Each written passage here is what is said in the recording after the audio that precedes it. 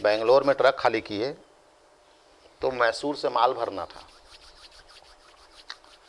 तो मैसूर तो हम लोग देखे नहीं थे, तो एक गार्ड होता है, तुम लोग अभी देखे नहीं होंगे, बड़े बड़े शहर के पास ऐसे ट्रक को हाथ मारते हैं कई लोग। कई लोग बोलते हैं साले सब लोग हाथ क्यों मारते हैं ट्रक को, कई लोग को नहीं मालूम, जब घूमोगे दुनिया तो पता चलेगा। तो वो जैसे ही नागपुर में घुसोगे आप, एक तो फ्लाईओवर है हैदराबाद वाला, उसके जस्ट बाद ना देखना हर ट्रक को हाथ मारेंगे, बस को नहीं मारेंगे वो लोग हाथ। ऐसे डोगरा टाइप का दिखेंगे, बिलवा करिया, 45 साल 40 साल 50 साल, हाथ मारेंगे हर ट्रक को, कभी केयर करना आप। मैं बोला साले लोग हाथ क्यों मारते हैं ट्रक को, मेरे को नहीं मालूम था पहले, जब मैं बेंगलोर गया तब जाना इसको। दरअसल वो लोग गार्ड हैं, नया ट्रक वाले को हाथ मारते हैं क्योंकि ट्रक वाले लोग गार्ड ढूंढते हैं, क्योंकि नागपुर में किस जगह माल छोड़ना है मालूम नहीं रहता। तो वहाँ गार्ड जो है 405, हम लोग से 400 रुपये लिया वो, कि मैं 400 रुपये में को मैसूर तक ले जाऊँगा, बेमेल कंपनी ले जाऊँगा जहाँ मैं छूट गया था, लेटे बचा हूँ मरते मरते वाला भाषा चेन। तो वही वाले में 400 रुपया वो लिया, तो उसका एक ठो आँख ढेरवा टाइप का था वो डोकरा का। अब बैठ गया हमारे गाड़ी में, अब हम मैसूर चले गए। अब बेमेल कंपनी, तब उसी दिन पहली बार मैं टीपू सुल्तान के किला को देखा, पर मैं नहीं मालूम था ये टीपू सुल्तान है। सब जलेबी लिपि और अंग्रेजी, अंग्रेजी भी तभी चिपका है, जलेबी लिपि में था पूरा वो, नहीं अंग्रेजी रहता मैं पढ़ डालता टीपू सुल्तान को। वो जलेबी में साले टोपी वाले कहाँ देखा, बागेश्वर धाम वाला टोपी में ये कहाँ देखे हैं वाला में। चांदी गेट लिफ्ट है वहाँ, आदमी द्वारा खींचे, एक नंबर है मैसूर का। उसको दक्षिण भारत के हर पिक्चर में दिखाया जाता है वो बिल्डिंग को, लेकिन कोई बताने वाला होगा ना तब जानोगे यही बिल्डिंग में मैसूर में टीपू सुल्तान का किला है। उसको घुमाऊँ मैं।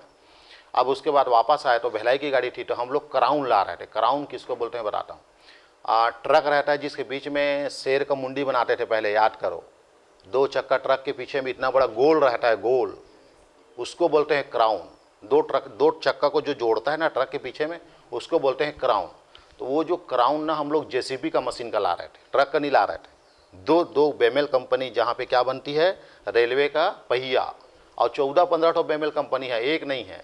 जैसे बीएसपी का 8-10 ठो गेट है ना, वैसे देखो बेमेल कंपनी 10-10 20-20 किलोमीटर की दूरी में अलग अलग, इसलिए मैं फंस गया था कि मैं किधर बेमेल कंपनी में जाऊँ। तो वो बेमेल कंपनी में क्राउन भरे हम लोग, बाहर निकाल दिया मेरे को। ट्रक ड्राइवर बस अंदर जाएगा बोले तो कुकुर डेरा सरी, हमारा खाना पीना सब बादाम के पेड़ के नीचे में देवाट डेरा हो गया।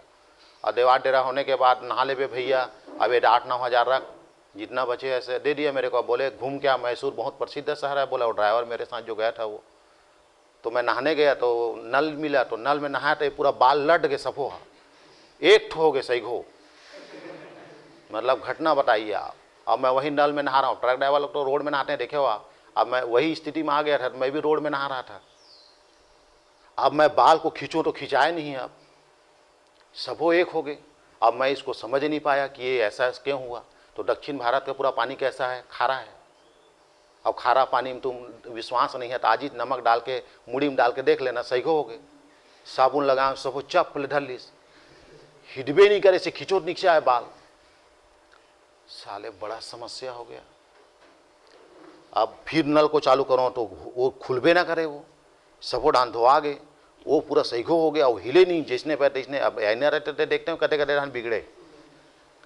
मैं उसी चड्डी हालत में मैं दुकान तक आया, वो बिस्लरी दुकान तक आया मैं। एक आदमी आके बताया, फिर एक आदमी आके बताया, अरे नी नहाए भैया यहाँ पानी में नीहक मन सब जार के पानी में नहाते बोलिस। वो बड़ा वाला जो जा रहा था ना, अभी मेरी एक सिस्टर हैदराबाद गई है डोंगरगढ़ से ससुराल, तो बताती है हमारे नहाने का पीने का पूरा जार का पानी आता है, हम लोग यहाँ की इस्तेमाल नहीं करते बोले, कपड़ा बस धोते हैं बोले।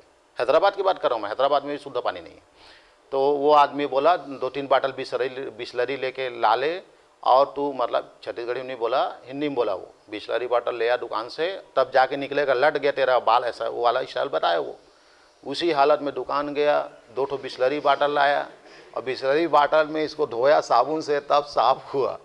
फिर वो निकलत कस के बका ड्राइवर को, तो ऐसी बताना चाहिए नहीं।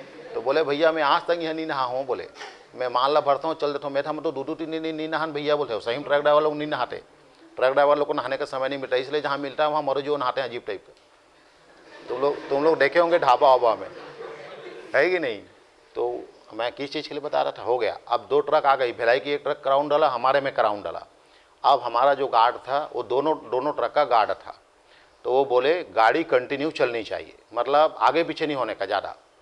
अब सर इतना लंबा 200 किलोमीटर है मैसूर से आपका बेंगलोर, अब 4 लेन, मैं अपने जीवन में पहली बार 4 लेन वहीं देखा, जो आज जो 4 लेन देख रहे हो ना, मैं 2007 में वहीं देखा 4 लेन कैसे होता है, बीच में डिवाइडर वाला और फूल वैसे ही कनेर वाला, वहाँ भी कनेर का ही फूल है सेम। मैं कहूँ साले विदेश में चला था तो ऐसे लगते जी अशोक कन उठाओ वैसे कथे, क्योंकि पहली बार 4 लेन देखें ज़िंदगी में, हम तो सिंगल वाले हैं। तो 200 किलोमीटर पूरा 4 लेन है वो। अब आने के बाद वो हमारा भिलाई वाला ट्रक या तो पीछे हो गया तो आगे हो गया जी, हमारे एक तो चक्का कम हो गया, हवा तो हवा डलाऊंगा बोला तो किधर उधर उधर हो गया वो। तो वो जो आँखी से सफ़ेद सफ़ेद था ढेरवा, जो गार्ड था डोकरा, वो डोकरा जो है हम लोग को गाली गलौज करना शुरू कर दिया। मैं बोला था ना ट्रक कंटिन्यू चलना चाहिए, चलना चाहिए, करना चाहिए, ये चलना चाहिए। 50-60 किलोमीटर तक सुना उसके बाद को मैं कवर करूँ उसको, तो अगर फ़ोन नंबर तो नहीं था हम लोग के पास, वो दूसरा गाड़ी भिलाई वाले का, उस समय कहाँ का फ़ोन ऑन का ज़माना था मेरी जानकारी के हिसाब से। तो बोले कहीं पे वेट कर, बोले तो वेट करके देखे तो भी वो गाड़ी नहीं आया, तो कितना देर तक खड़ा रहूँगा मैं, ऐसा है मेरा ड्राइवर बोले। अब वो ऐसे हो वैसे हो, तुम छत्तीसगढ़ वाले ये होते हो वो होते हो, दिमाग खराब हो गया। गला पकड़ा उसका, माँ कसम झूठ नहीं बोल रहा हूँ, वो डोगरे का गला पकड़ा, उतारा उसको और चक्के में डाला सीधा, हाँ चक्के में डाला, नीचे चढ़ा गाड़ी, बोला मैं इसकी ऐसी तैसी। ज़्यादा समझ में आता है क्या? अकेला था वो, हम 2 थे।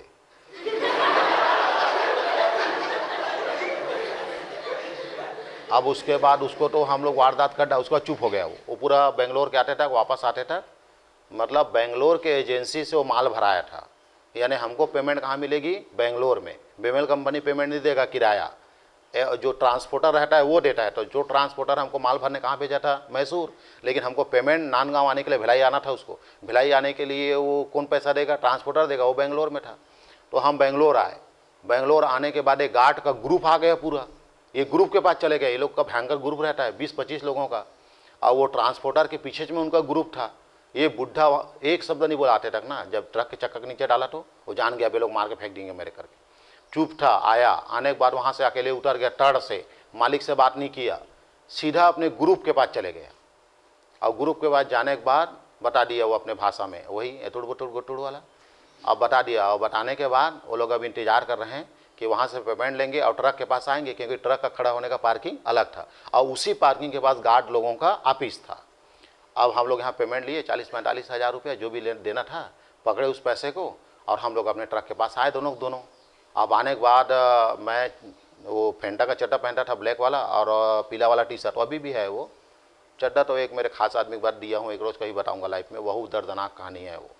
तो अब मैं आया तो पीला टी शर्ट वाला ऐसा बोला वो, उसके बाद चारों लोग मेरे को पकड़ लिए ऐसा, और अपने भाषा में मेरे पेट में ऐसे ऐसे करे बार बार, मतलब ऐसे ऐसे करे वो अपने भाषा में, हिंदी तक बोलने नहीं आ रहा था। गार्ड थे ना वो लोग, मतलब उनको उतना ज़्यादा हिंदी अंग्रेजी का ज्ञान नहीं था, मतलब लोकल ग्रेड का आदमी था एकदम भैंसा पहलवान, वो गुंडा दक्षिण भारत वाला, वो बार बार ऐसे करे,